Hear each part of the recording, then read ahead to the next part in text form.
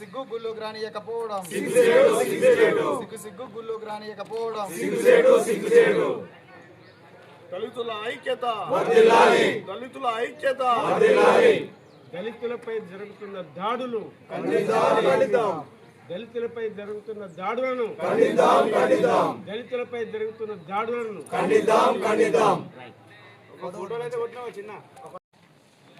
పెద్దపల్లి జిల్లా కాళేశ్వరంపూర్ మండల్ తెగడపల్లి గ్రామంలో నిన్న రాత్రి ఏదైతే ఎల్లమ్మ బోనాల కార్యక్రమంలో అక్కడ దళితులందరూ కూడా ఆ బోనాలు సమర్పించే సందర్భంలో అక్కడున్న బీసీ నాయకులు గౌడ కులస్తులకు చెందిన నాయకులు అందరూ కూడా ఆ గుడికి ఉన్న డోర్లను మూసేసి మాదిగోళ్ళు గుడికి రావద్దని ఒక నినాదంతో వాళ్ళు సుమారు ఒక 4 గంటలు కూడా అక్కడ ఉన్న మహిళలను బోనాలు తలపై పెట్టుకుని ఉన్న మహిళలను వాళ్ళని ఇబ్బందులకు గురి చేస్తూ నానా ఇష్టం వచ్చినట్టు నానా బూతులు తిడుతూ కూడా ఆ గుళ్ళోకి రానియకుండా చేసిన పరిస్థితి కనబడుతుంది. ఈరోజు దేశం అంతా కూడా ఒక రకంగా ఎస్సీ ఎస్టీ బీసీ మైనార్టీల ఐక్యత వర్ధిల్లాలని ఒక రకంగా పోరాటం చేస్తుంటే ఈరోజు గ్రామాలలో కులం పేరుతోని మతం పేరుతోని ఇంకా కూడా గుళ్ళలకు రానిచ్చే పరిస్థితి కూడా ఈ సమాజంలో ఇంకా కూడా కొనసాగుతుందంటే ఎంత దారుణమైన పరిస్థితిలో మనం ఉన్నామో అర్థం చేసుకునే పరిస్థితి ఉంది.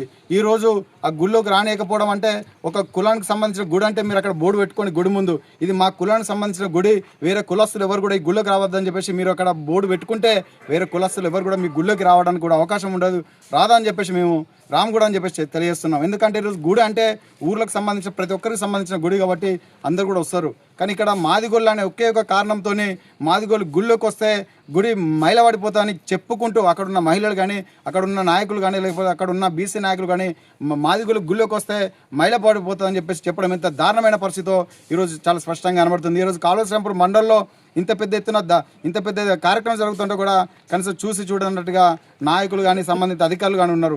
ఎస్ఐ గారికి అక్కడికి వెళ్ళి ఆ రాత్రి సంబంధిత కాళేశ్వరంపూర్ ఎస్ఐ గారికి వెళ్ళి వాళ్ళకి అందరికీ చెప్పే ప్రయత్నం చేస్తే కూడా కనీసం ఎస్ఐ గారి మాట కూడా వినే పరిస్థితిలో లేకుండా తెల్లారు 8 గంటలు అయినా కానీ వీళ్ళని గుళ్ళోకి రానియలేదు.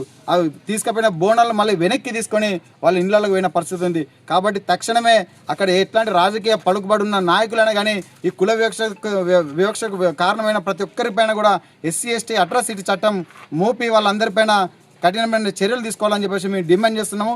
లేకపోతే జిల్లా వ్యాప్తంగా రాష్ట్ర వ్యాప్తంగా ఉన్న దళిత సంఘాలను, ప్రజా సంఘాలను, సామాజిక సంఘాలను కూడా కలుపుకొని పెద్ద ఎత్తున దీన్ని సంబంధిత వాళ్ళని అందరినీ కూడా శిక్షించేంత వరకు కూడా పోరాటం కొనసాగిస్తామని చెప్పేసి హెచ్చరిస్తున్నాము. ఖచ్చితంగా ఏదైతే బీసీ నాయకులు ఉన్నారో మీరందరూ ఖచ్చితంగా గుర్తుపెట్టుకోవాల్సిన అవసరం ఉంది. ఎందుకంటే ఈరోజు సమాజంలో రాజ్యాధికారం బీసీలకు ఎస్సీలకు రావాలని చెప్పేసి కొట్లాడుతున్నాము. దాంట్లో మేము ఎస్సీలో ముందుంటున్నాము.